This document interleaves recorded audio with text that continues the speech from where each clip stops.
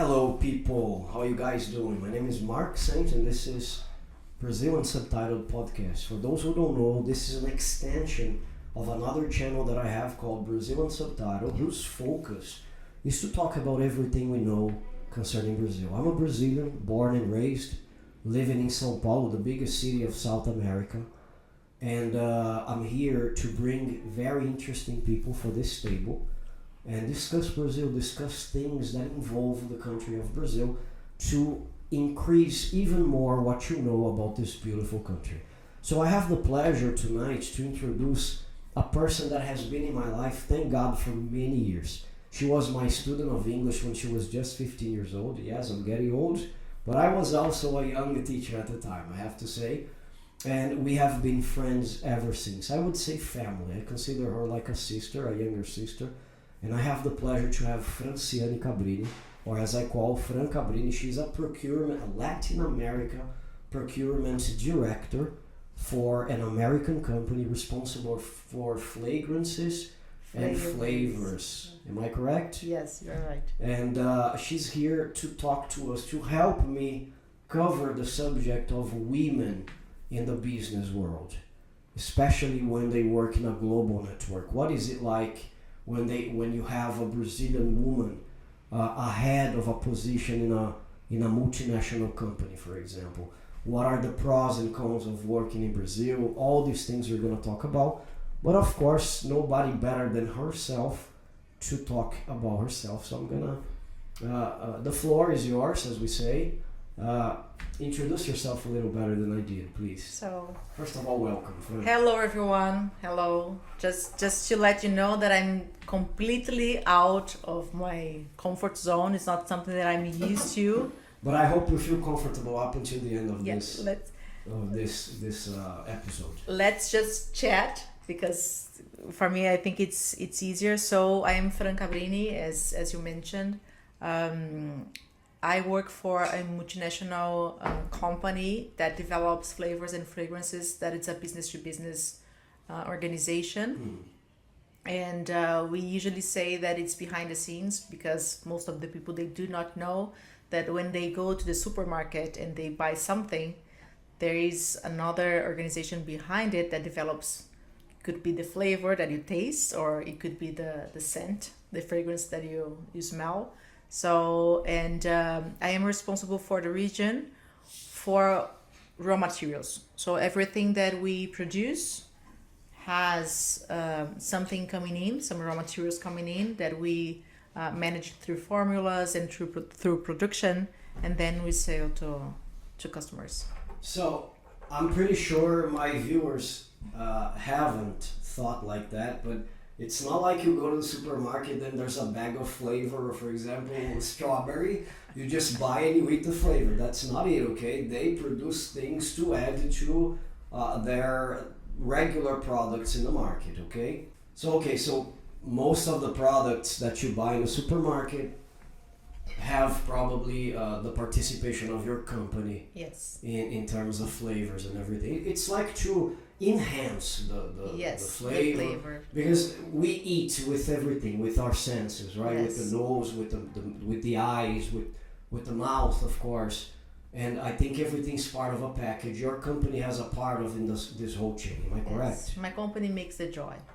The joy. That's very interesting. So when you open something, take a deep breath. You sniff it. It's your responsibility. It can taste like home. It can taste like a Sunday afternoon when we have an ice cream. Or a rainy night. Yes. That's very interesting. With pizza and I don't know, wine could be, but there is an organization that produces this kind of materials or products.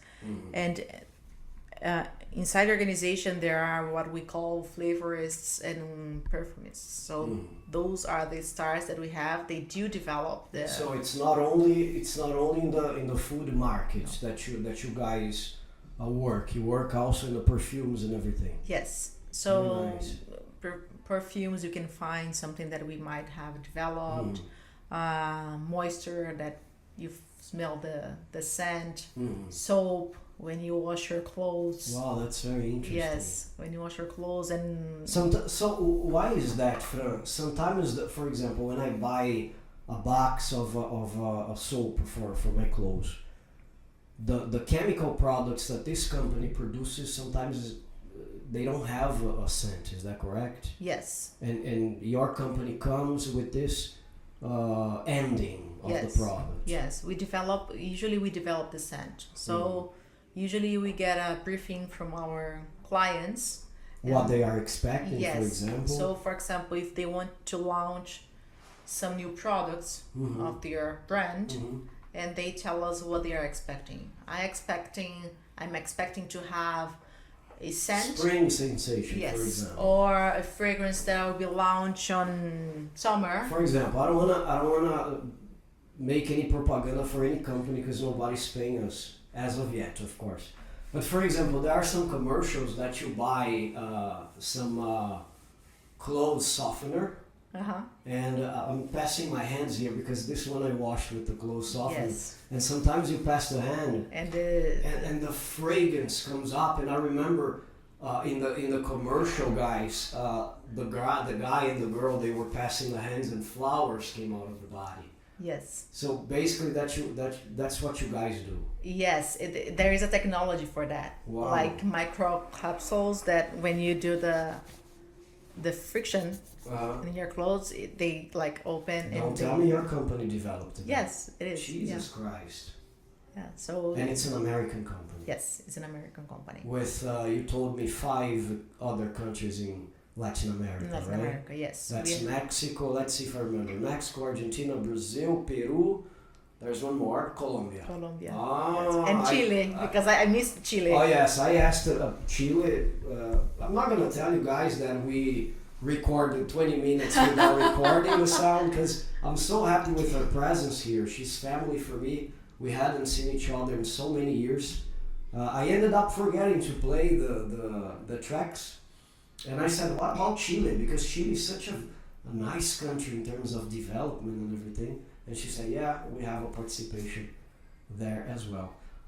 What? It's not the focus of our conversation, Fran, but what is it like for you to manage? You were telling me that you're responsible directly for 7 people, right? Yes. In these different places. Yes. Just a second. Okay. What is it like for you to handle these people? And I think it's a lot of responsibility to be a director. And how often do you travel to these countries as well? Just so people can understand what kind of life you lead on a regular basis. Okay. So I have people with me, Brazil, Mexico, and Argentina, and Peru, that they do have presence in those countries. And what I try to do, if I can, I try to be there in presence every quarter. If not, once in a year minimum. But today, with all once in this, a year is very little, no? it's very little. But I know we have internet. I know you can handle everything from away, from afar, right? yeah. But I think some of the things you need to be there, no? Yes, so it's a matter of the need to be present in some cases, like a project or an internal meeting and a workshop or something like that, Or a conference. or you need to be there because you need to manage the team. For that, obviously the face-to-face is better. But after the pandemic, everything changed. So we needed to understand and to make it work, to work from home. So we developed skills to have calls and meetings, online meetings that we used to have, but not that much. So from that perspective, it made it easier for you to connect more often with the people abroad. And how long have you been doing this for? How long have you been in this position of a procurement director in this company specifically? For this position specifically, 2 years. And how long have you been working in this company for? 8 years. For 8 years, and the last 2 years, you have been a director in this department. Yes. Let me ask you something. Did you work in this department before, or you had another position that was almost equivalent and you were transferred to this procurement department? No, I have built my career in procurement. So I have been working for from the very first beginning, you are working with this. As an intern, I started in procurement. And then an opportunity came up 2 years ago, and you embraced it. Yes, I was promoted to the position. Very nice. So it's been 20 years working for procurement. Wow. Yes, and 20 years. So sorry to interrupt you. From the very first beginning, when you started in this business world, I'm gonna get a job. I know maybe you had some minor positions, especially when you were like an intern, going to college and everything. But from the very first beginning, you started in this department. Yes. Was it something that just happened randomly, or you really? I usually say that nobody. So I'm graduated with business administration and with specialization in foreign trade. But I can tell you that nobody graduates and says, thinking about procurement. I want to work in procurement. This does not happen at all. Doesn't make sense. So at some point you just like wake up and you are working procurement. But for me, it's also like it was an internship in an automotive German company at that point in time. And I had no idea what procurement does. And it has changed a lot throughout those 20 years of the way that we behave, or even the position of the department, the function in the organization has changed a lot, from a more tactical to a more strategic function in the organizations. Okay. So I started working as an intern for indirect procurement. And indirect procurement is everything that it's not raw materials. So it could be a service, it could be an investment on capital expenditure, like that would complete that thing that is offered by your company. Yes. Because that's what I imagine. For example, if you say that it could be a service, okay, so maybe you offer something that requires a part of that another company would offer. Am I right on this idea? Not just that. For example, if you have your manufacturing plant, you have your production plant, someone needs to clean it. Wow. So we hire a company, that's kind of the service, to do the job. So we hire a supplier, an organization to do the job. That's just one simple example. If you have a canteen in your office, we hire a company to provide the food. Yeah. Oh, that's very cool. So there is the procurement that does the raw material part, and there is procurement that is responsible for indirect procurement. Interesting. Which one was in your opinion, if I can say that, more interesting to work with? Was this the services or the raw material that you are working right now? They are different? similar and they are different.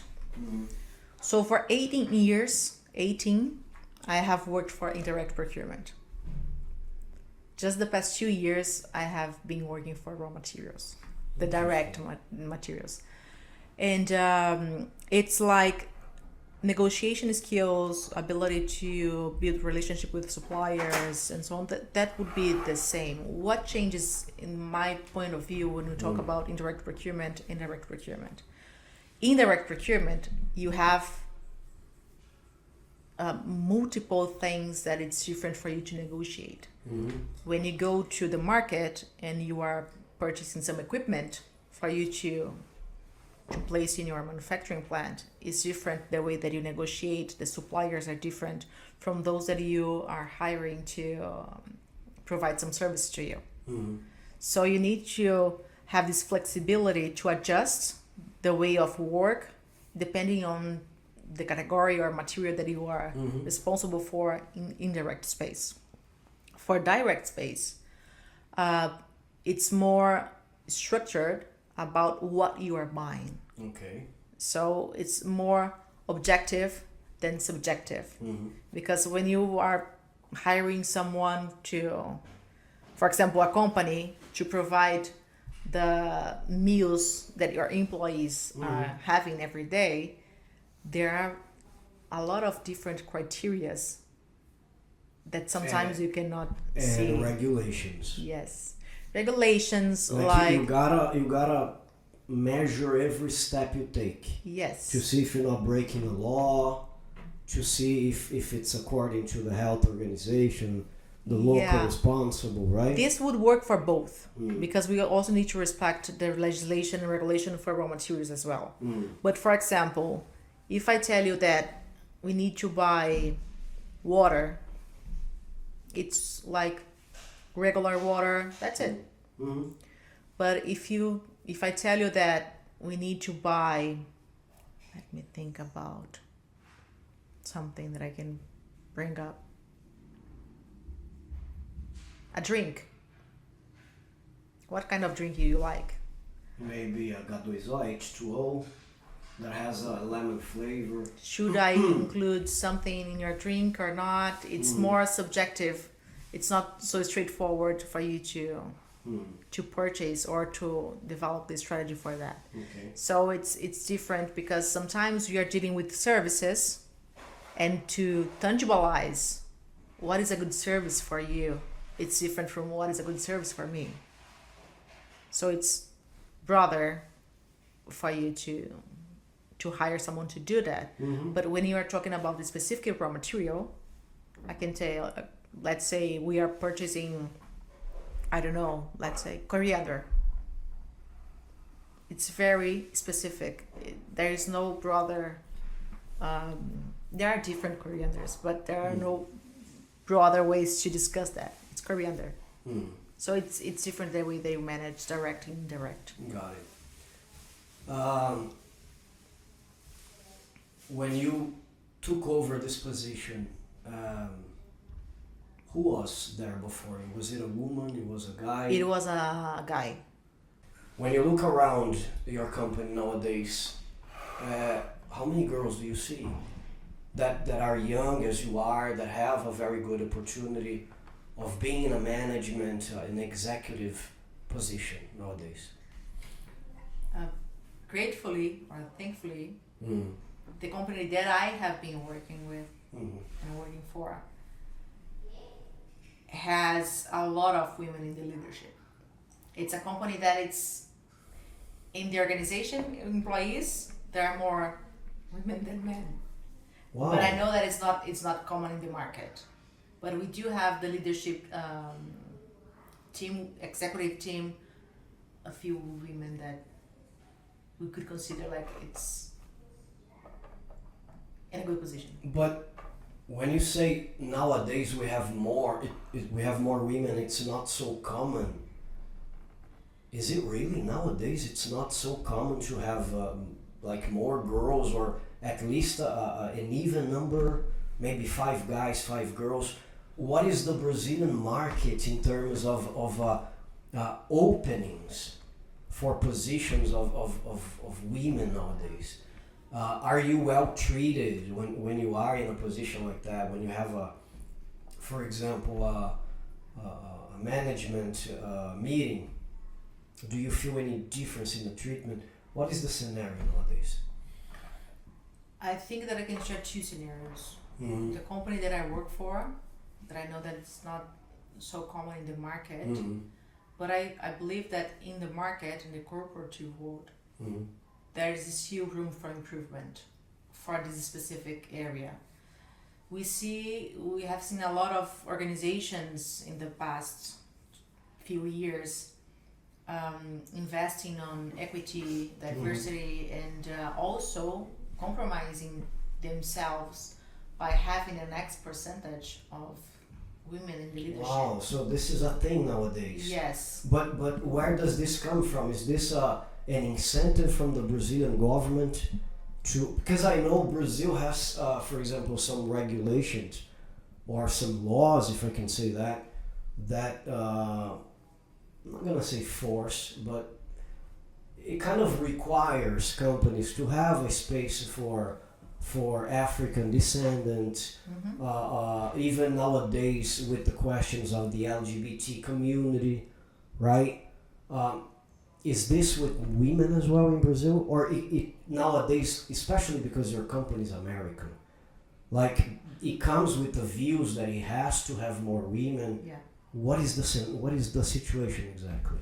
There is a global culture and a global view of that for my organization that I'm working with, and for that there is this incentive to have more women in the leadership position.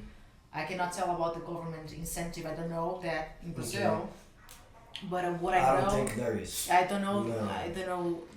I don't think neither. There is neither. But what I see is that this culture and more organizations are embracing this. This line of work, right? Yes, because we do have a few ways of measuring if it's a good company to work. We do have some other organizations doing that, like evaluating the organizations, evaluating if a good organization to work for, and so on. And one of the measures that they do have is that how many women you have in their leadership team. So there are companies that they have projects to, I don't know, from 5 years from now or 6 years from now to have, now they are 30, let's say, but to have 50 in the leadership position for women. Wow, that's interesting. Yeah, to bring equity. So you don't have to be that specific, but I just want to have an idea. When you are at a table with more directors and you guys are having a meeting for the company, like if you have 10 directors, how many are women? Ooh. Or in percentage, if you prefer. At the company that I am working for, the directors, we do have a pretty much 50-50. Wow, that's cool. But when we talk about... This is an achievement, of course. Yeah, absolutely. But when we talk about the upper level, it's less. So when we talk about the vice presidents and so on, it starts to reduce, decrease, yeah. But do you see, for example, when you look around you, because that's the curiosity, I think, do you see any vice president or president or CEO for that matter who are women? And more importantly, who are Brazilians? Because if you say, okay, yes, the vice president of my companies is a woman. Her name is Gloria Gaynor. Okay, Gloria Gaynor is a singer, by the way, but no problem. I don't know why I thought of this name. But she comes from another culture. It's not exactly Brazil. I want to understand what's going on in Brazil. Like, do you see the Brazilian women taking positions like CEOs, maybe, directors, something like that? It's not usual. It's definitely not it's usual. It's still not so easy, right? No, it's not. But at the organization that I work for, it is. And we have, for example, my former boss is a woman. She's the vice president.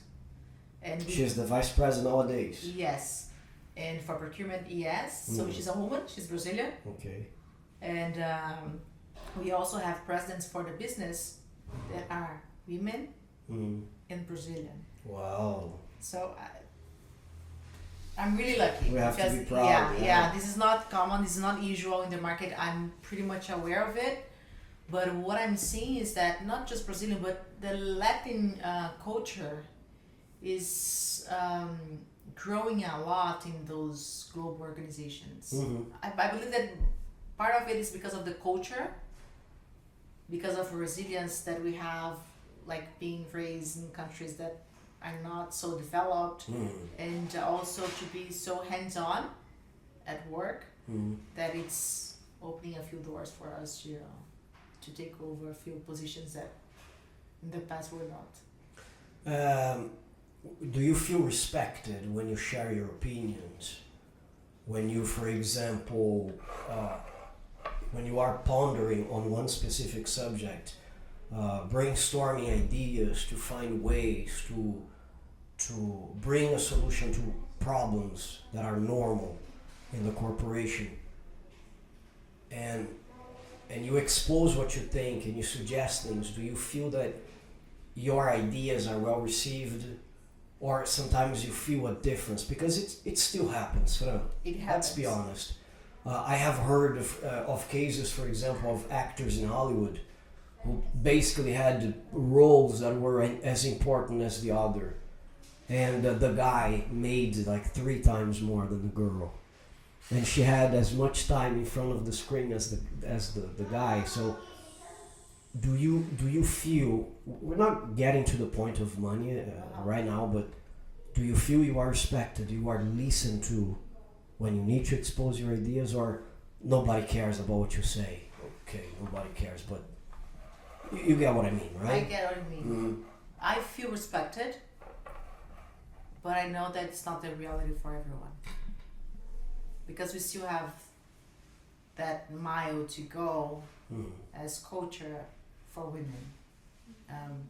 I do feel respected, but I do have friends and situations that I hear that they do need to, I cannot say gain respect, but they do face some situations that they question, like, is this because I am a woman, or why is this happening? So Look, I don't think your friends would start anything thinking like that, right? Because what I mean is, sometimes people have this with them. For example, if I am poor, I think everybody will look at me because I'm poor. So sometimes it starts for me. Your friends don't start like that. They don't start, okay, maybe if I do something and they correct me, it's because I'm a woman. So this is something that sometimes they feel because it happens once in a while, right? Yeah. Do you get what I mean? I get what you mean, and there is something that it's called imposter syndrome. Have you ever heard about it? Yes, you feel that you don't belong and Yes. you don't deserve it. Yes. That's not the case of your friends. No, that's not the Okay. case of my friends. No, it's not. So we have different situations, like the ones that you feel you don't deserve it, or you self-question your capabilities, or and you don't trust yourself. This is something, or you don't believe that you should be in that position for any reason. But there are also situations that it may be strategies for the women to be cut off, like speaking louder, or cutting the person, interjecting the person all the time when the person is speaking, and or even saying the same thing that she has spoken with other words, just making this seem to be your Really? idea. Like Yes. plagiarizing the person's idea. Yes. I have seen this in a comedy film. Like the guy asked his subordinate, and the guy came with the best idea. Oh, why don't we put this table downstairs and bring around one here? I don't like it. I have a better idea. Why don't we put this table downstairs and bring around one? It happens. Really? Yes, it happens. Jesus. So yeah. But never happened to you, I believe. Not it's difficult for me. Why am I saying this? Because it exists, and I'm pretty much aware of it. But I cannot tell you that happened to me before. I have gone through situations in my career, back in my beginning of my career, that I had to position myself like with respect. The age was a problem too. The age was a problem. I was really young, and Because we're talking about, Fran, I think the purpose of this conversation is really touching the wound, right? yeah, Really covering things that people might not be so comfortable about speaking, with all the respect, of course. But we are in a, sometimes, Brazil has developed very much, but it's still a paternalist society, Absolutely. you know, like a man thing. So it's me, I need to listen to what I'm saying. You don't know what you're talking about, because I've been here for many more years than you have. And I think with the millennials, things have changed a little. Look, I want to work with you, but in common terms, you need to respect me for what I have to offer, not my age. It doesn't matter if 10 years ago I was watching cartoons. Yes. What is matter is what I can offer for this company. You had that problem as well. Yes. On top of being a woman, like you're a woman, you're young. So what is this girl talking about? I was the first position that I got as a leader. I was 25 years old. So Wow. I was really young, and Like a manager, supervisor, what was the a position? coordinator. Coordinator. Yes. So I started managing people, and when you do that, you start having presence in some discussions that sometimes people look at you and you have this baby face. What are you doing here? Yes, and it's like, what kind of experience you have to be here? So, and even at that point, I took some strategies, like, because the way that you dress, like the image that you bring, the way that you speak, it makes everything that is building who you are. It composes a whole Yes. thing, So I needed to be very careful at that point to make sure that I was sending the right message to be respected. Because people were judging me because I was really young at that point. So it happens. It happens. You said something, Fran. I wanna cover here. You said something. Not with me. There was a point a few minutes ago. You said, "Not with me." With a few friends, I have seen that happen.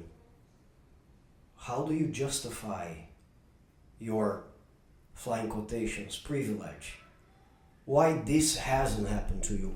What did you have to do different that you kind of took this aside or away from your path to the point where people say, "Oh, I can't do that with her because she showed me something"? I think It's not a privilege, right? It's you not a had privilege. to, right? It's not a, people say it's okay, it's white people privilege. No, no, it's not. that's not the point. What I believe that happened for me is that can I say bad words in this? Of course, you're free. I didn't give a shit. Just don't say fuck, okay? I didn't give a shit. It was like if someone was trying to do that for me, I didn't give the weight for the person to do that. That you mean that wouldn't screw with your day? Yes. Wow. It's like for me, I don't know. If You had emotional control. Yeah. This is something Talia and I have been discussing a lot. Absolutely. Emotional control is the key for everything. So for me, I believe that I didn't let the person do that for me, or let the person pollute me, if I may say, with those behavior. With those thoughts, right? Yes. So for me, it was like if I went through this position at some point, it didn't hit me hard, you know. So I didn't take the luggage and took home, say that's mine. That Or you it went was to not cry at mine. your mother's No, house. it was not for mine. example. It was, Interesting. and And how did you learn that? How did you learn to have this control? Is this something that it's intrinsic to your personality, or you had to learn the hard way by suffering this a few times? What exactly made you think like this? I think it's in yourself part for me, but I just figured it out that this was the way that I went through my career, because I stopped to reflect when the discussions about equity came up.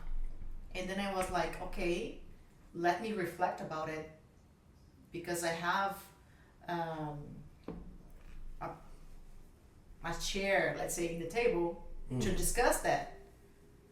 But does this hit me hard at some point, or because I can feel it, I can see it happening. And then I started thinking about what were the situations that I went through in my career that could have been considered like harassment or something like that, that at that point maybe I didn't realize, because I was not like... You lacked experience. Yes. Maturity, maybe. Or for me it was like, I'm not giving you the power to do that. For me, that's my perception. Wow. It was like, if you're trying to Fantastic. shut me up or make me quiet or shut up, I didn't give the power for the person to do that. And I always found my way to make people hear me, listen to me. So if it's not you, like the body talks, the body language. So if it's not you, let me talk to the other person. So there are strategies that you can do that would help that you can take. Yes. Well, Fran, you started in a new generation, of course. I think you can compare, for example, to what happened to your mother's time, I mean, or maybe a little bit after her, but before you, because things were so different. Did you have, do you when you look at the Brazilian market, and then we're gonna cover what happens also abroad, because I want to have this parallel with the other countries, with Argentina, for example, Mexico. But do you feel the Brazilian market, ever since you started working with searching for this position in the market, do you feel the Brazilian market has always been receptive for girls from your period on, or you dealt with some barriers? Nowadays it's something like, it's not even a problem anymore, like the girls don't have to impose anything or force anything in order to get their place under the sun or in the sun. And why am I asking you this, Fran? Because I studied at school, at college, feminism. Okay. As you know, I'm graduated in international relations. One of the areas that we covered in college was feminism. And I remember the professor was a woman, of course, and the professor said that women had to be 2 or 3 times as hard as guys were. And I remember from my first job was an office boy. I think you are familiar to the position, maybe. In the past, we didn't have the bikers, because nowadays everything is solved with a motorcycle, correct? In the past, you were those boys that had an envelope that would go to the banks and pay everything. The internet was not something, so my God, I feel like a dinosaur when I speak like that, but it's true. Fran, my boss was horrible. It was a woman. I think the hardest bosses I have had in my life, or that I had, because I don't have bosses anymore, were girls. Yeah.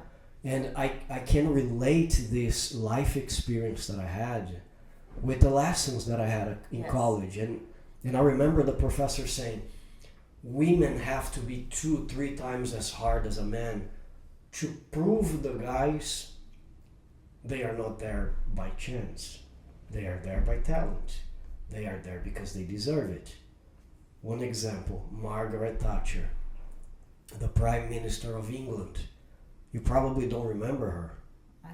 Do you? You know who she is. Yes. But I mean, she was before you probably understood life. And I can include myself in this, because I think she was from the 80s, if I'm not mistaken, beginning of the 80s. She was known as the Iron Lady. Yeah. Why is that? For me,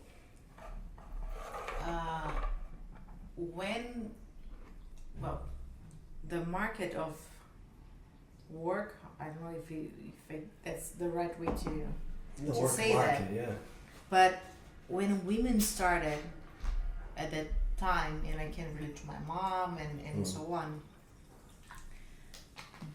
they needed to step in positions that were always males' positions. So the reading that I do is that at So they were like in an enemy territory, right? and they needed to behave themselves with the Accordingly. same toughness as a man would do. Otherwise, they would be questioned, like emotionally, if they are You're taking my job, for example. able to develop. Are you too soft to make decisions, unpopular decisions? You don't have sometimes? what it takes to Yes. be here, yeah.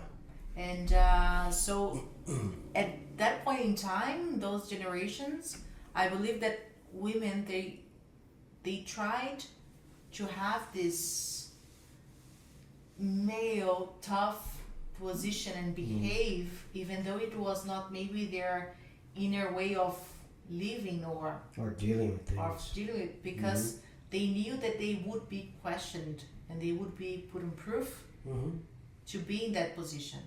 And they understood, or they made them understood, that to be in that position you need to be tough.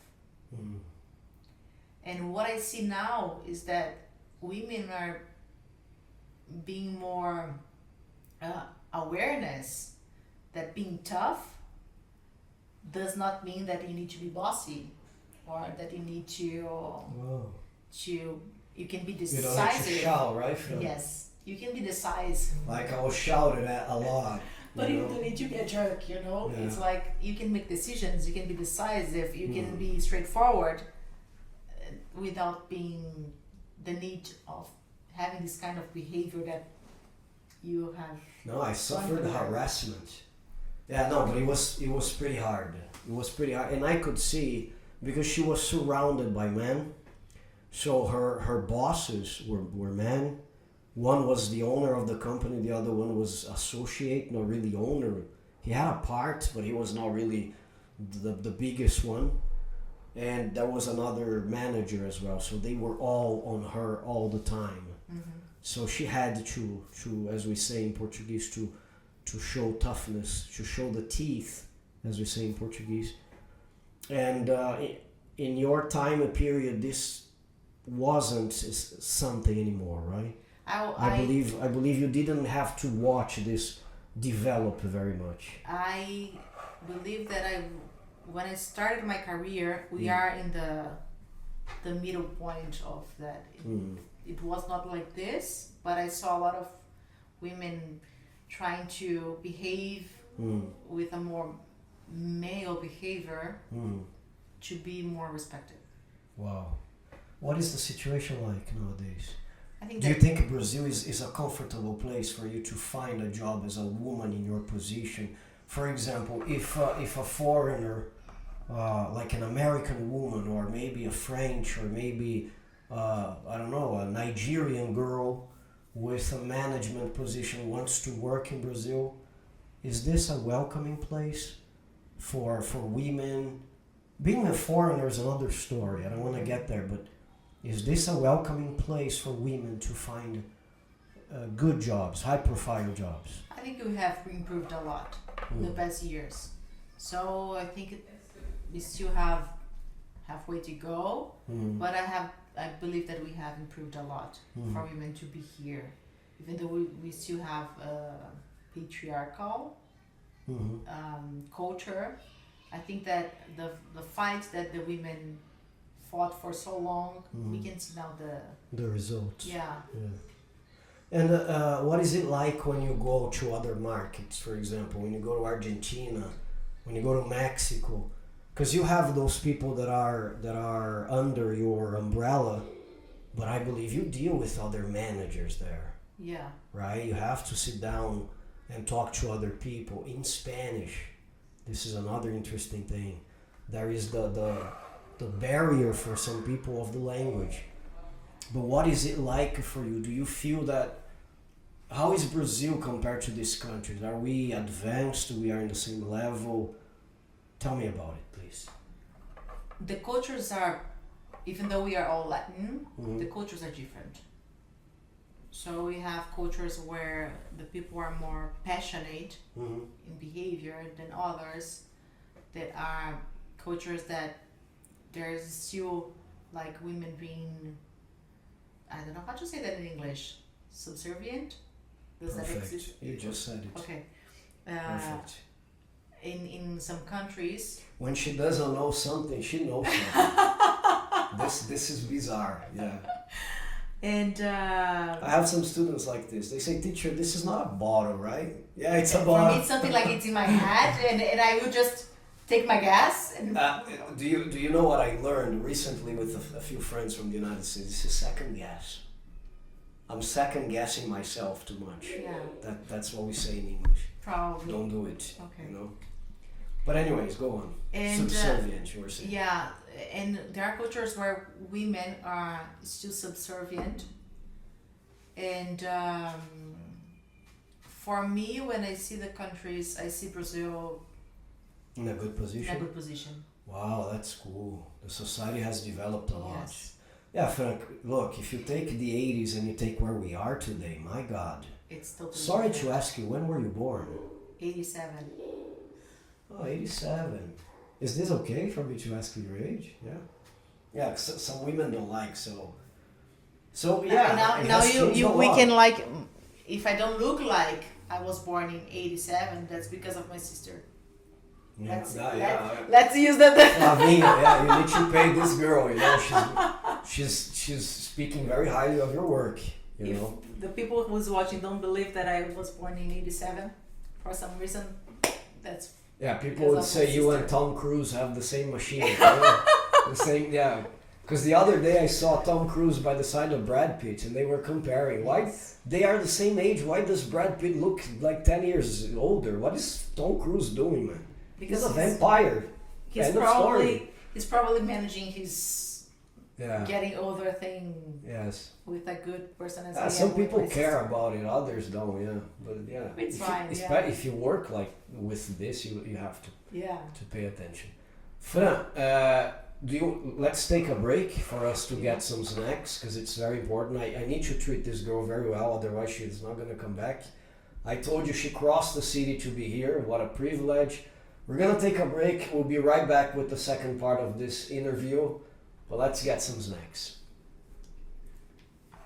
So guys, we're back. I'm here with Fran Cabrini, a businesswoman here in Brazil, and so where is the headquarters of the company here in Brazil? We have headquarters is in The São Paulo. microphone close to you. Sorry guys, not used to.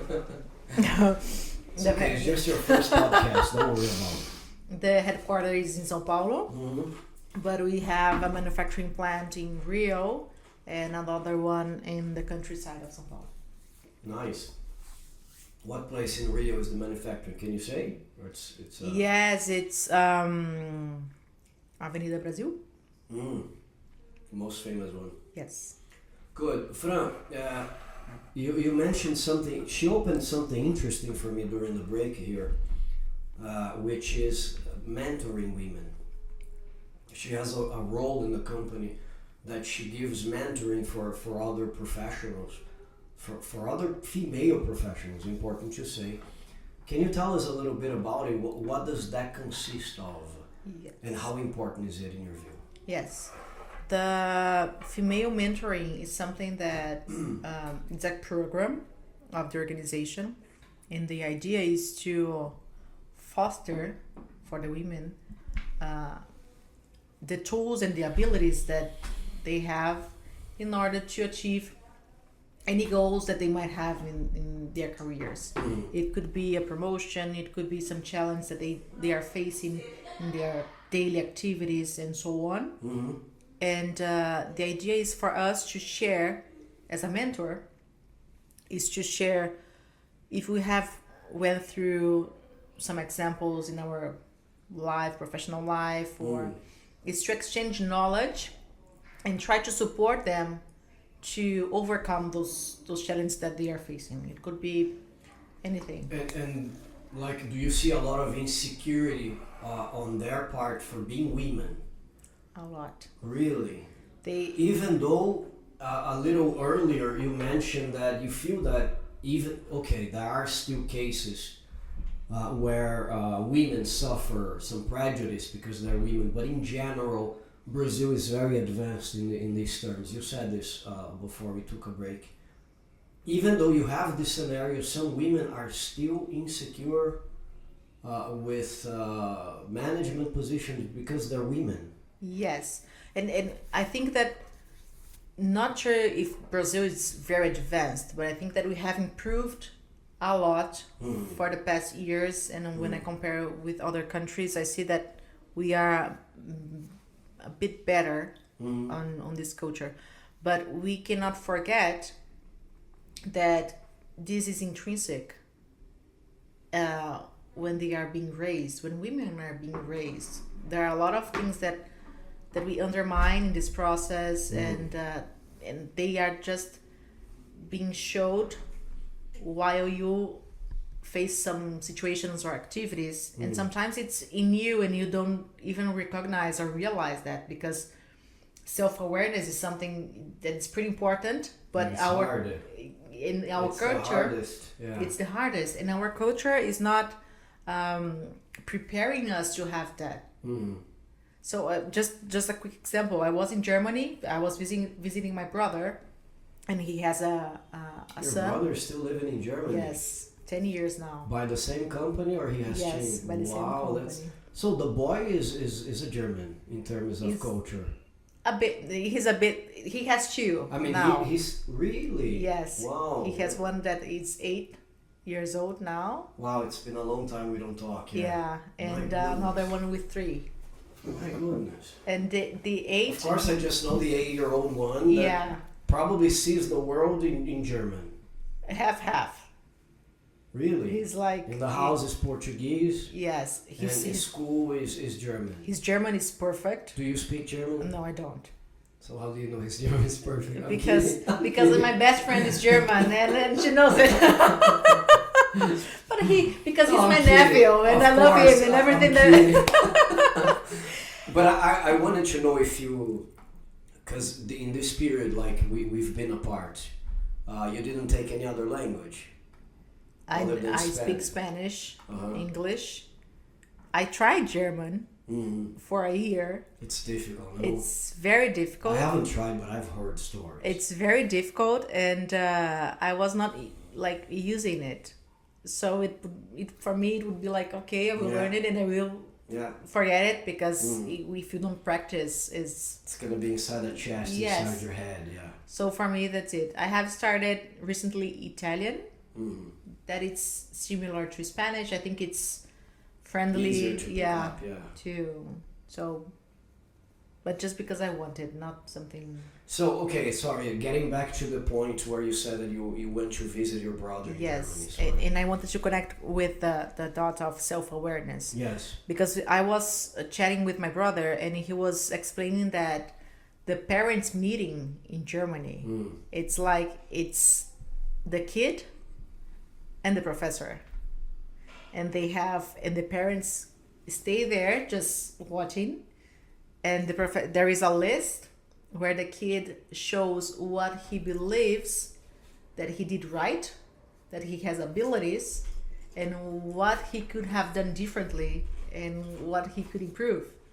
So for me, we were not developed to have self-awareness. So it took me a lot of therapy and a lot of activity for me to understand, okay, I have these abilities, I have this process that I need to improve, development, skills, but it took me years to understand that. He's being raised to do that like in a daily basis. For him, it will be very easy to understand what he has as... Because he has been educated for such. Yes. That's what you're saying, right? Yes. So when I connect with our culture and the women that I usually deal with, we don't have this kind of self-awareness. Because I don't know how they were raised, but most of the time we are more connected to what we have as negative or opportunity to improve, develop skills or weaknesses, then the strength that we have and the positive that we have. How often during this mentoring, Fran, do you have to touch the subject of gender? In this, because probably they will come as well and say, look, it's because I didn't study that area. So it has nothing to do with being a woman. How often is it a question of being a woman?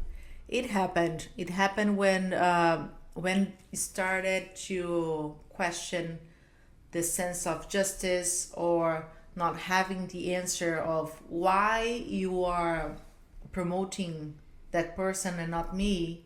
When I see the resume, when I see the skills, when I see the deliveries, I have everything that it takes, yes, and I'm not being promoted. I'm not understanding what, and sometimes you'll see that they are struggling to see that or to accept it, and they don't need to accept that. To see that that's the situation, or probably or might be the situation that they are going through. So that's one situation that we see. We have other areas where the women, they come and they're struggling to not do everything by themselves. It's like they became a leader and but they depend on others. They not depend, but they are used to do everything by themselves. So they are struggling to be in the position of a leader and to direct and guide the team and to delegate. To delegate. They have problems to delegate. Yes. So they take everything to their backs. Yes. Wow, that's interesting. Yes. Oh, Fran, I was thinking another thing while I was thinking of the idea of bringing this topic to the podcast, which is women in terms of the workplace, in terms of voting. They were always considered minorities. Not anymore, right? Brazil, thank God, has developed to a point women vote like men. And I was looking to a few numbers. For example, the first woman to register and vote in Brazil was Celina Guimarães Viana in Rio Grande do Norte, 1927, Fran. And so many other things, like Dilma Rousseff was the first Brazilian president who was a female. There are so many other countries who up until now, they haven't had any women leading the country, right? Cristina Kirchner in Argentina. We had that one from Chile, I forgot her name, man. Michelle Bachelet. Okay. She was a leader, a president of Chile, and then she went to the United Nations. So some countries are more open for this kind of things. Fran, do you think because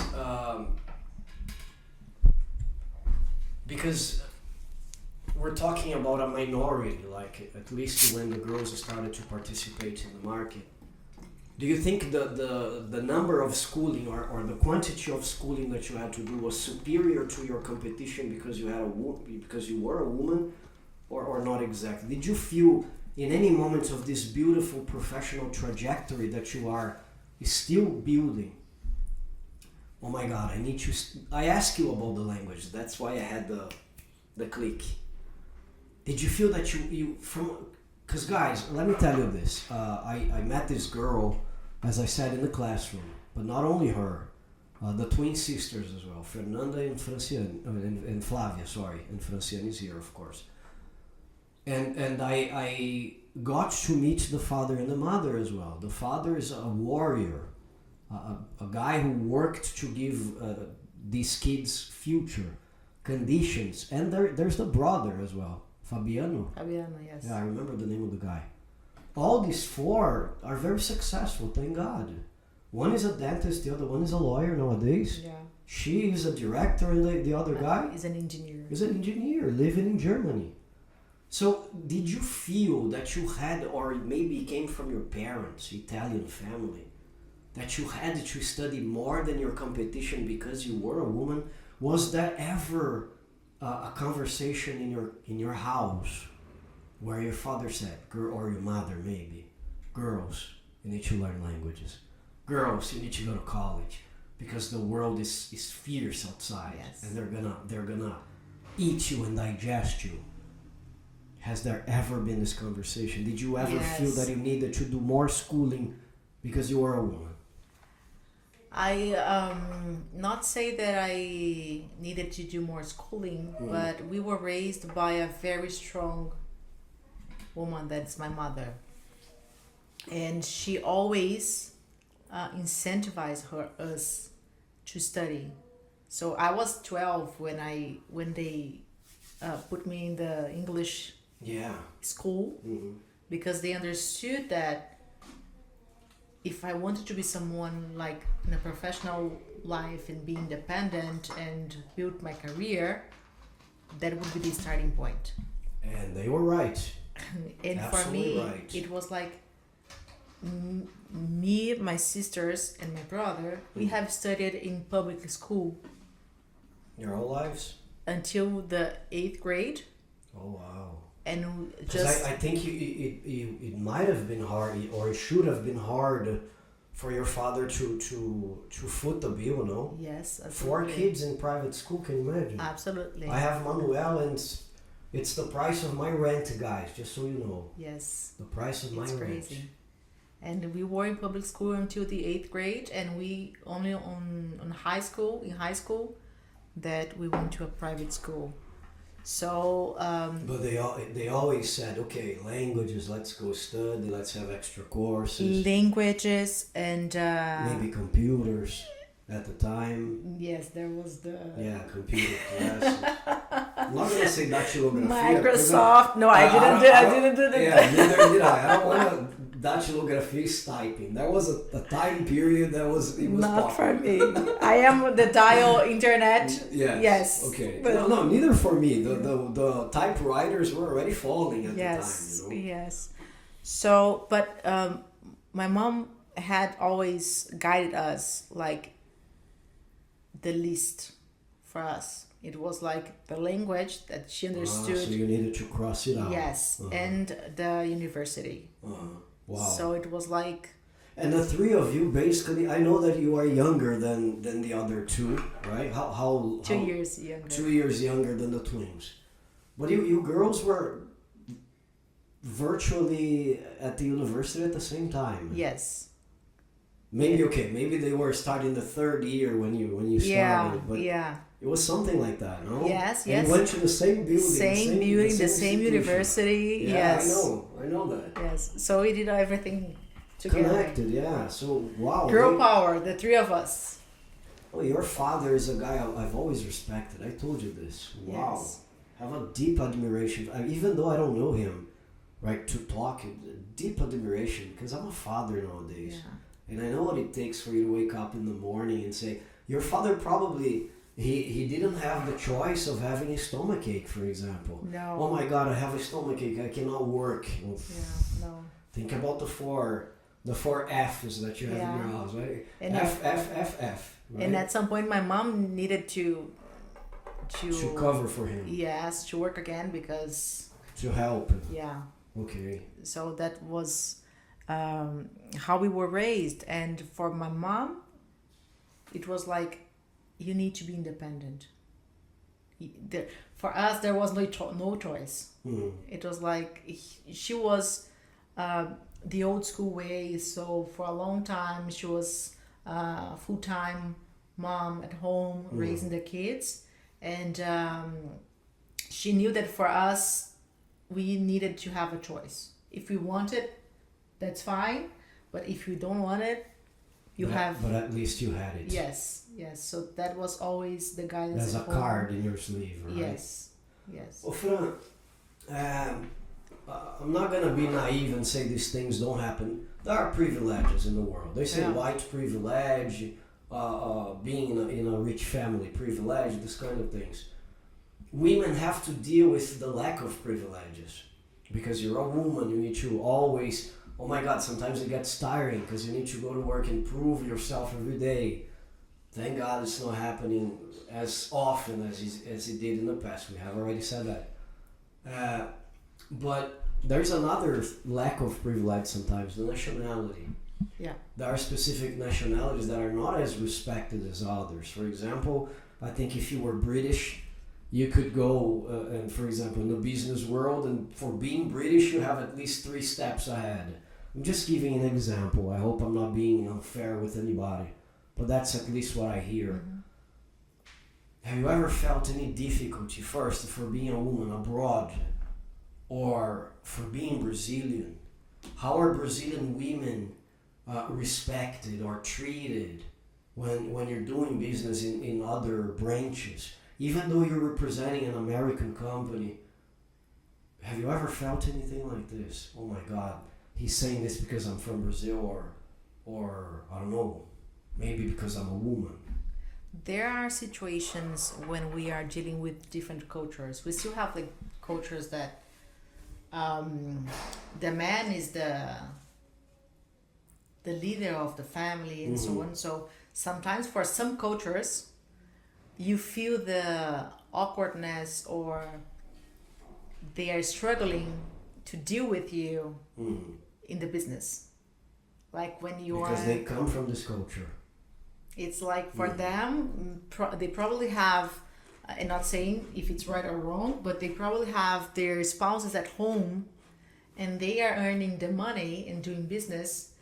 And for them, it's like, this is the culture that it's... You should be there. Yes. You should be there as well. Yes. Right? So I'm dealing with a woman talking business, and you feel like sometimes it's difficult for some cultures to do that because of that's who they are, like in general. So.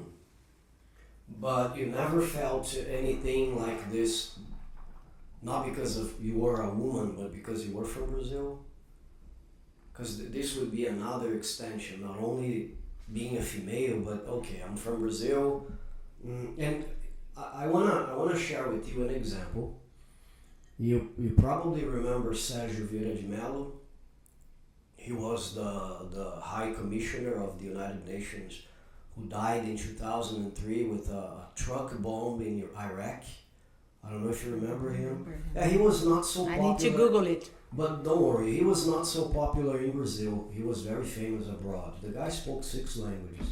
He was the reason for me to go and take international relations at the university. But I remember one specific page of a book about him, a biography written by Samantha Power, an American girl who dealt directly with Sérgio. And Fran, I remember him saying that he had a situation with somebody, because the Security Council of the United Nations are composed of 5 countries.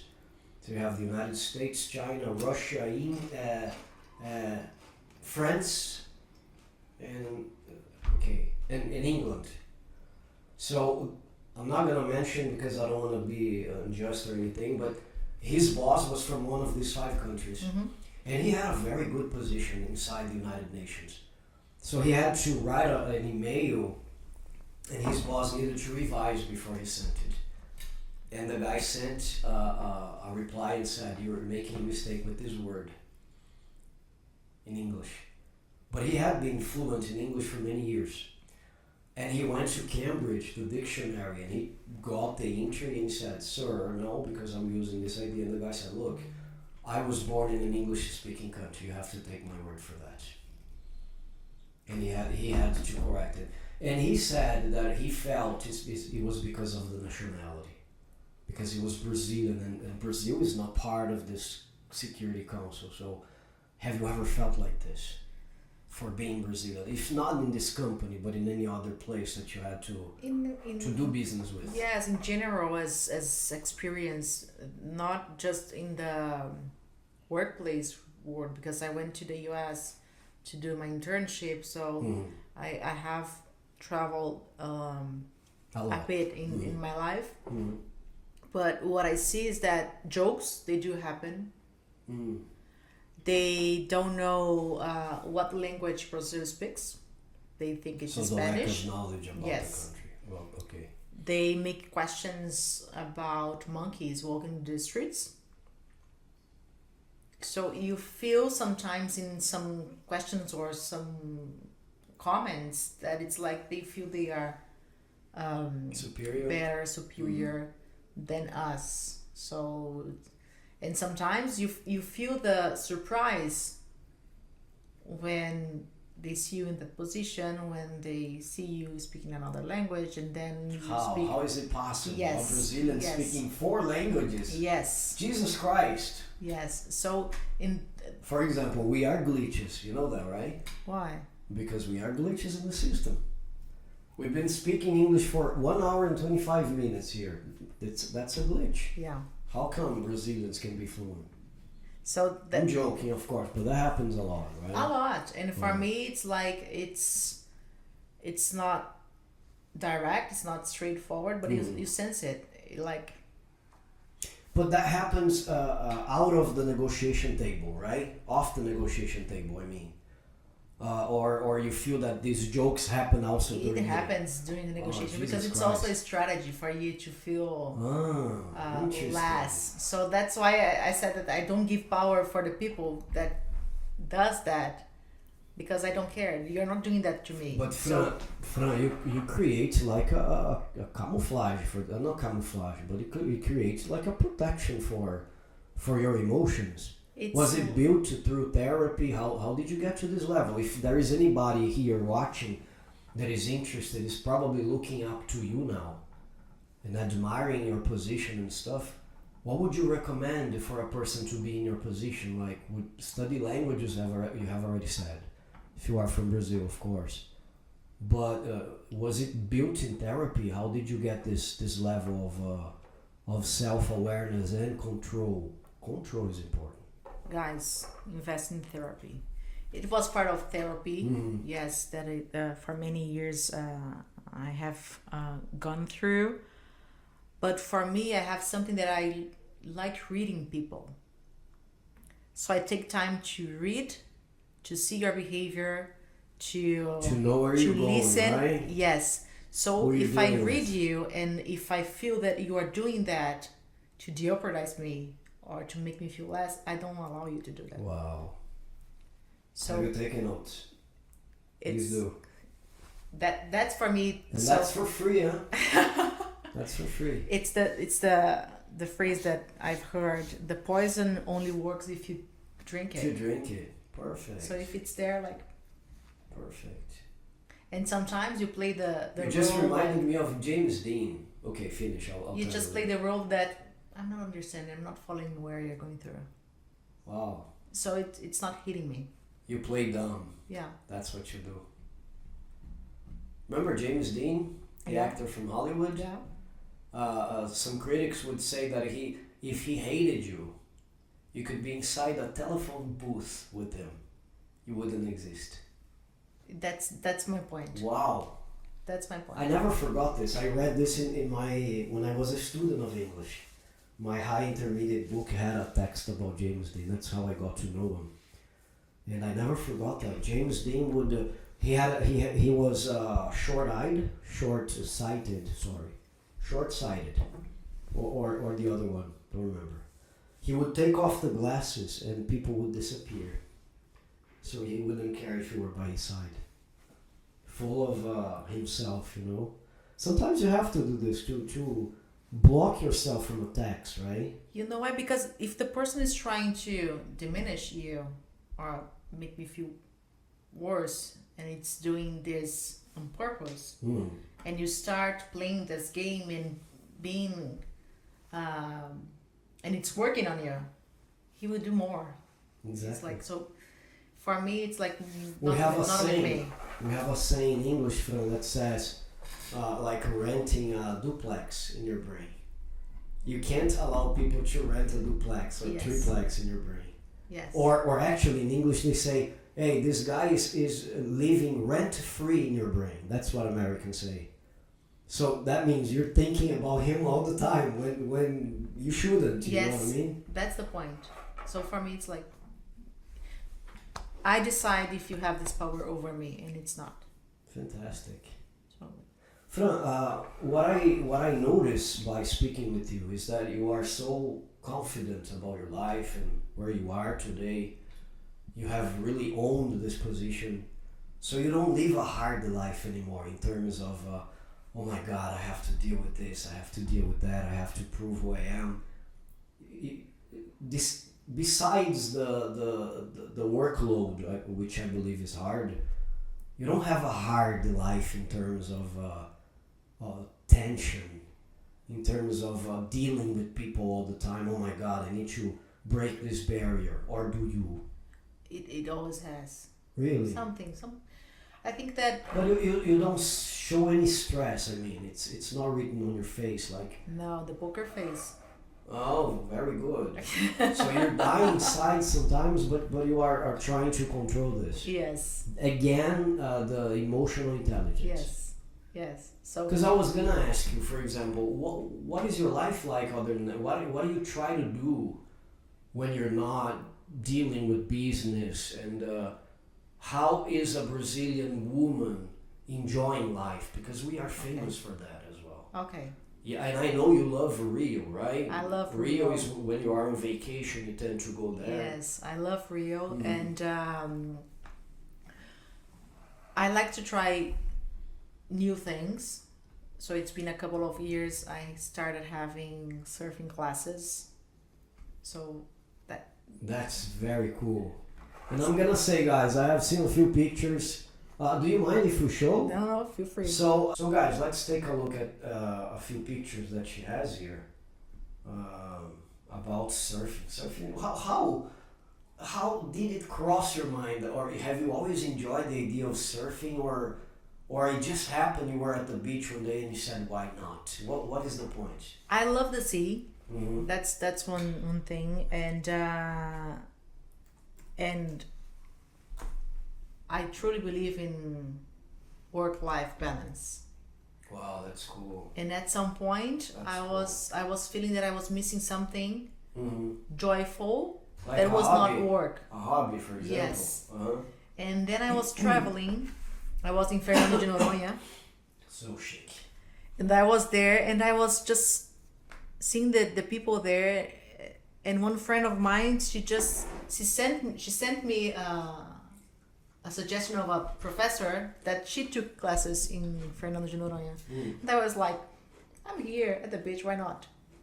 And then I sent him a message, and this was the first time that I tried. And this first time, I was standing up, my feet on the board. On the first lesson? Yes. Because I was going to ask you, how hard was it? Because I believe you guys train on the sand, you know? You need to find which fit your position, like for you to understand where you're heading to, like with the board. The maneuvering. Yes. Like skateboards. Yes. And then you go to the water.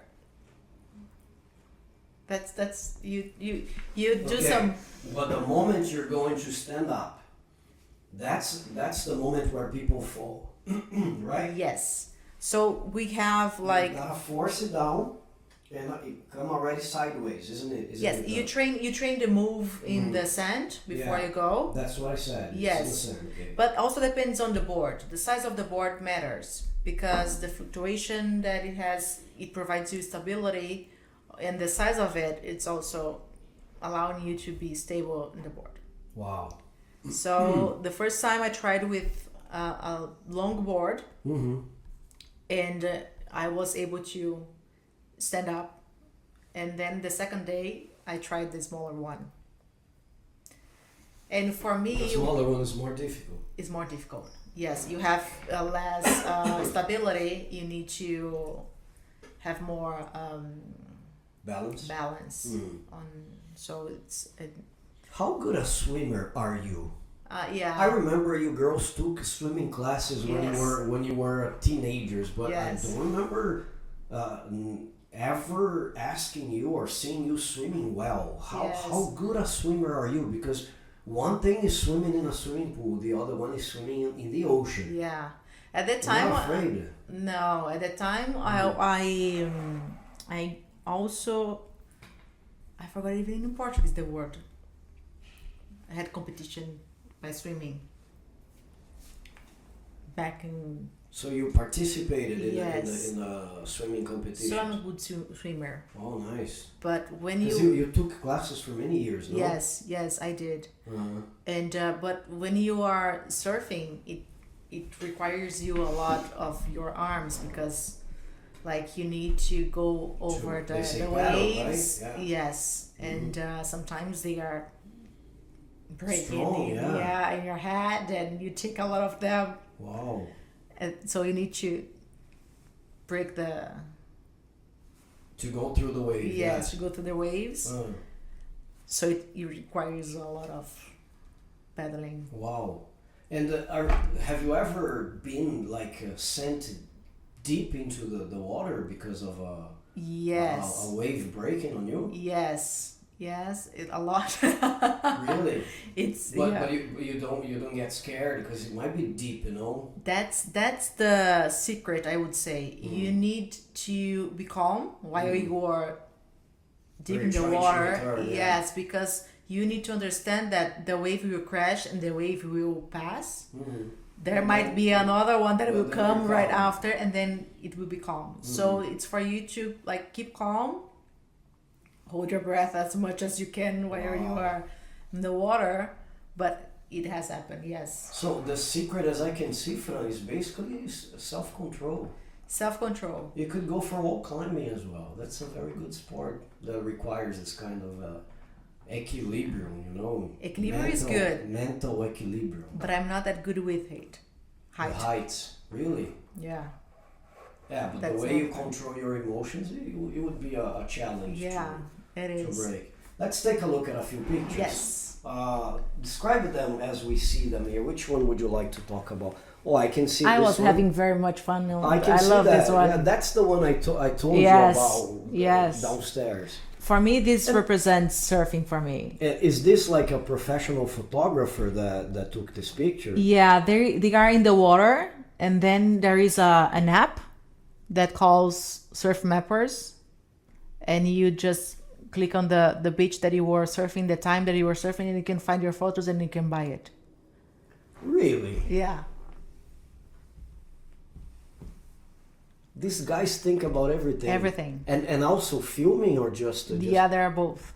And like you didn't ask him to be there. No, they are there. They are all every day, like during the morning. And the prices are good? Like $20. They're fair. Yeah. Oh my goodness, that's good. Yeah. Oh wow, yeah, you really were you smiling like this because you Yes. saw him Yeah. or No, because I was he's gonna take a picture. No, because I'm not that good like to control my face and surf and I can do just No, one. I'm joking. Of course you are having I fun. was having the most fun. Did you find yourself in this sport? Yes, and for me it was like it's the moment that I don't think about anything about anything, but being standing up on the Wow. board Your in contact- catching the waves. Your contact with God. That's it. It's like the nature, the moment that Wow, you that's just fantastic. clean up your mind and you just Amazing. Yeah, you were really you have definitely to, having yeah, a lot of I fun. was. Incredible. Let's see another one here. All at are these pictures taken at the same beach? Please each. Yes. Comfortable. Not all of them. I do have the Fernando de Noronha photo. Fernando de Noronha has good waves. Yeah. Guys, for those who don't know, Fernando de Noronha is an island. Fernando de Noronha, people call Noronha a lot. It's an island off the coast of Pernambuco, but it belongs to the state of Pernambuco. It's the top of all the places that you want to go in Brazil. You can think Rio. Yes, Rio has all the benefits that you guys are accustomed to, but Fernando de Noronha is what everybody wants to see. It's a amazing. paradise. It's a paradise, an island that everybody wants to go, but it's controlled by some organizations Yeah. to avoid the destruction to nature and also the species there. So it's as natural as you can be. Yeah. It's unbelievable. So this picture here is where? Fernando de Noronha? You don't know? this one is in Rio. This one is in Rio. Yeah. Very nice. I can see here you already had all the control, but like when you are surfing, do you try the maneuvers or Not just yet. the basic things? Just the basic Yeah, now. come on, I'm asking too much. Yeah, look at that. I will get there, Uh-huh. but just the basic. for That's now. very good. How about the sizes of waves? Have you ever gotten any wave that you said, Jesus, what am I doing here? It was too Yeah, once. bigger than you expected. Yes, I was in Rio and I was having classes. You see, just go back. This one is in Nazaré, Portugal. Portugal, yeah. So the biggest wave biggest is wave in yeah. the So for world. me I was super happy. Wow. Of course I didn't get No, into the water, but please, I right? was super happy. This Oh, one is look in at Peru. This one. So I went- wherever you go, you try to surf. No, this one was a surf trip. Was specifically to surf my in Peru. goodness. This was in Chicama. This beach has the Did you know largest Wow. left wave, let's say like this, in the world. Did you know any woman that also practiced this before that worked for you as a role model, or the idea was just because you were connected to nature? Because No, the pictures are amazing, man. I was just Look at that. chatting with a new friend, and she tried. I just met her. We were in an anniversary of a friend, birthday of a friend party, and we were just chatting, and she shared that she tried, she liked it, and so on. We were at the same age, and then I This will one give is it a try. all these are in Peru, right? Yes, I'm and this just one I was marking really here because frustrated. I won't remember if I am Yeah, that's added fine. it. I was really frustrated in that one. And this is the friend that and then we did the surf trip together. We took the surf trip This together. girl here. Yes. Where is she from? She's Brazilian. Oh, really? Yes. She looks American. Yeah, she's Brazilian, and she's in an internship of medicine school. Amazing. Do you remember where this is? Yeah. Rio. Oh, this is Rio. Yeah. What is the best beach for you to surf in Rio, if you can say that? Arpoador. If you- Ecuador. Let me see if Go I up? still have. Yeah, if I still have the photo of the Down. down. Mhm. Yeah. A bit. Oh, look at that. Yeah. I can send you a picture of Noronha the first time that I That you surfed today. that I served. I have the picture. Amazing. No more pictures of No, surfing. of surfing now. At the time I Amazing, didn't. amazing. Are you open to discover new things that you would also enjoy as much as you do with surf? Is this something that you have as a motto in your life? Like, always try to do something new. Let's enjoy life. Today surfing, tomorrow could be, for example, sculpture creation. Yes, absolutely. Always. Nice. I'm always open to trying something new. Very nice. So I have tried foot volley during the past like 2 or 3 Ohio. years. Yeah. Beach tennis, surfing. Mm. But I have tried a lot of things in my life. Slackline and dancing classes. The one that you really stuck with was surfing. Yeah, How long have you been doing this for? 2 years. 2 years. It's recent. It's funny because it coincides with your position in the company, right? Yes, I believe that I was connecting the dots, and then we were caught up in the pictures. Mm. But for me, it was like I was having a very stressful moment, Mm-hmm. professionally speaking, Ah, yes, I can imagine. and then I needed Already in the new position. not be a In bit the transition. yeah Okay. before the new position, my previous role, and I needed to find something for me to de-stress. To burn off the steam, right? Yes, Mm. and that's when I tried surfing, Amazing. and it was very helpful for me for my mental health, and for me it was like, okay. Is there a possibility that one day you will give up on the corporate world to be a surfer? No, I don't have age anymore to. Oh, there is a specific age, right? You have ability, One day you can go masters. No, the children. When you see the children, like they start really young, their abilities to do things in the board. Like, if I get standing in the board and sometimes maybe go with the waves, I'm already happy. Wow, that's cool. Everything that I'm asking her is part of being a woman. So I'm not running away of the subject. It's very important running away from the subject, because being a woman is having multi faces, right? Like you gotta be a professional, you gotta be a sister, you gotta be a fiance, you gotta be a daughter. Yes. You gotta be an athlete.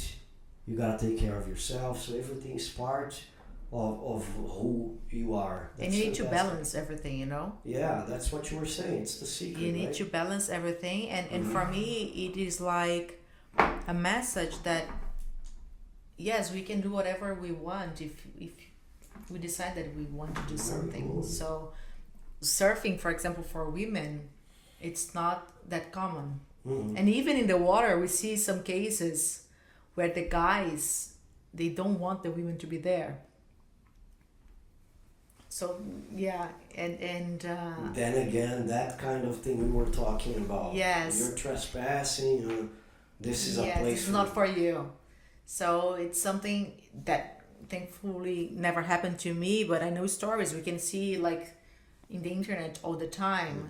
And we see now that more and more women are trying. So there is this model for Brazil that is called Isabella Fiorentino, if I'm not mistaken. Yeah, she's a model, no? She's a model, and she's 43 or 44 now, and she started having classes surfing. It's great. She has an Instagram that is called Bella the Surf. Wow. And she's surfing. There's no age, Fran. And our generation is proving that, look, we are living longer. Absolutely. Medicine has advanced. Like, Fran, I just turned 45. Yeah. I don't feel 45. I don't ever feel 45. Like, I just knew I was getting old because I snapped my shoulder playing basketball. I needed to go to a surgery. You don't know that, right? No, you don't know that. It happened 2 years ago. That's when my wife said, hey, maybe your body's giving you a sign. A sign, a message. Take it. Come on, you need to pay attention to what you do. You can't do the things that you did 20, 30 years ago. Yes. But look, our generation, maybe the 40 is the new 20, I don't know. In terms of still energy, having vitality. Yes. People go to the gym. Brazilians are so dedicated to working out, right? Yes. You love Rio, Cariocas. They venerate the body. Yeah. It's the mecca for good yes. health. You see women with 60 years old with the six-pack belly. Yes. They take care a lot of running, health and body and I believe that the environment also helps you to. Yeah, here you just think about working. It's incredible. Yes. I don't want to hold her so much. I think we'll have to have a part 2 one day. Of course, I'm going to leave this open for her in the near future to come participate one more time in this podcast, maybe with the sisters, maybe for us to talk about something else. She has come from the other side of the city. We're approaching 11 p.m. I don't want to hold this girl anymore. So I just have a last question for you. Yeah. What is next in your career? Where do you want to achieve? And also in terms of living, where do you see yourself in, let's say, 20 years? Do you want to live at the beach because you have this passion for the water? Do you see yourself in Rio, maybe in California, maybe going abroad, living in Spain? How do you see the next 20 years? I would love to retire at the beach. For me, it's something like that brings me joy, and this energy. The sea for me, it's magic. When I think about next moves, I'm super happy where I am right now. With your career, right? Yes, but I'm also super open to whatever life would bring to me and the doors that it would open as well. So I truly believe that we do need to know our path. We do need to know our purpose. We do need to know our limits. And to make sure that every time But that have you we found are, the limit yet? when I say limit, it's not the limit of the career. It's like, I can share an example. If I'm not Where happy, where do you wanna yes, get? yes, I want to Okay. get in next amount of time in that place. So to be there, what do I need? Because you have to sacrifice a few things, right, Fran? This is something we didn't cover in this conversation, but women sacrifice a lot in Yes. order to achieve certain things that guys wouldn't. Yes, Because the guys are accustomed to having this backup. Who is the backup for the girls? yes, that's You the know? point. And we see that a lot with women that their mother, they sometimes are like by themselves being a mother, need to work, need to study, need to keep the house like clean. Sometimes even to cook, Fran. Yeah. So for That's it's so it's unfair. tougher. I cannot take that place and talk about that because I'm not a mother. Mhm. But I've seen a lot of the efforts that they do to keep like, But have you figured out where you're going? You don't have to say like, okay. yes, I But do you have a map of where you? Hey, when I reach here, that's where I say goodbye. yes. That's cool. It's like for me, I know where I want to be. I know where I'm heading to, and the lesson is that if I'm not in the right path, I need to readjust the directions. Cool. And which for me it's clear, and I have done sometimes in my life. So this is the secret, no? Like I've heard, high performers say, people who don't know where they want to go, man, They go they'll never achieve everywhere. anything. And that's what you don't. That's a mistake you don't make, right? Yeah, that's correct. Because you know where you want to go and you have a plan for that. Yes, and for That's me, and one thing that I see a lot in the working environment is that people, they tend to put in the organization's responsibility their career, but they need to understand that it's, That's let's the worst say thing it's you can do. it's a bus or it's a car and you are sitting the driver's seat. So you need to understand the speed that you're going, who is going to join your vehicle, where you're heading to, what directions you're taking. It's your decision. So you need to own it. Own your place, know where you're heading to, and what is the right path to Do get not there. delegate this responsibility to anybody. Yes, it's your life and it's your journey. It's so sad when we see people going with the flow, man. And you probably see this every day, but Yeah. you can't say, right? You can't say, hey, wake up. We see People a are lot. plugged in the matrix. Yeah, we see a lot. And it's like, the organization didn't do this, didn't do that. Oh, I'm here working for 20 years and I have not been promoted and I'm not. Why? Yes. So Why? it's you need to understand that it's your responsibility. Your career, it's your responsibility. Very good. Fran, for us to wrap up, first of all, I want to thank you. Thank you very much for the effort that you have made. I will have to say this all the time because it was fantastic. I owe you big time. Okay, I mean that with you for this. Do you want to leave a message for any girl who might be watching us, any part of the world who saw on you a model of what they want to achieve as well and learn with you how to be strong? Is there any message that you want to leave specifically for the girls in this position? For me, is that don't second guess your abilities, your capabilities. Don't let anyone tell you what you can and what you cannot do. Own your life, own your purpose, know where you're heading to. Don't limit yourself by others. Trust in you and go for it. For me, it's like stop listening to negative opinions around you. Especially from people who haven't achieved anything, Yes. amounted to anything. Yes. But what about the preparation part? What can you tell these girls? What do they need to do? Because it's not only having the positive mindset, it's also getting ready. How would you? Yes, it's also getting ready. I believe that self-awareness for me is one thing that has helped me a lot, because once you know where you want to be, what skills or ability you need to have to get there, and you have self-awareness to understand, okay, those abilities I have it, those I need to improve or develop, you know where you need to put your effort on. Perfect. In order to develop that. So it's a combination of, you need to have clarity or your achievement, your goals. People are afraid of looking at the mirror, no? Absolutely. It's tough. Yeah. Because once you look at it, you cannot look aside.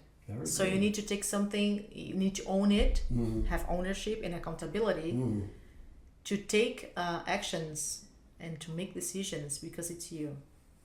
And sometimes you don't want to do it. It's hard, it's painful. It's too painful. Yeah, yes. And it's easier if we look like aside and do nothing. Yeah.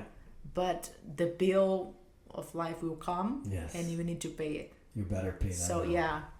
So. Wow, fantastic, Fran! I can't thank you enough. It's been a pleasure. More and more, Fran, I have the idea that it was the best thing I have done to open this podcast. Even though it's so simple, it's just starting, it's just the beginning of a fantastic journey. And look at the presents that I am giving you guys. So remember to smash the like button if you haven't. But thank you very much if you stayed with us up until now.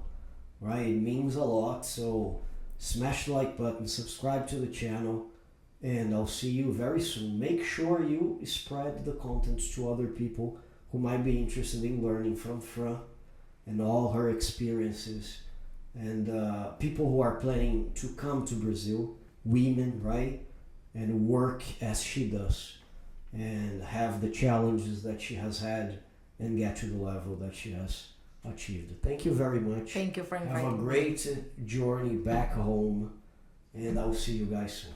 Bye-bye. Thank you guys. See you.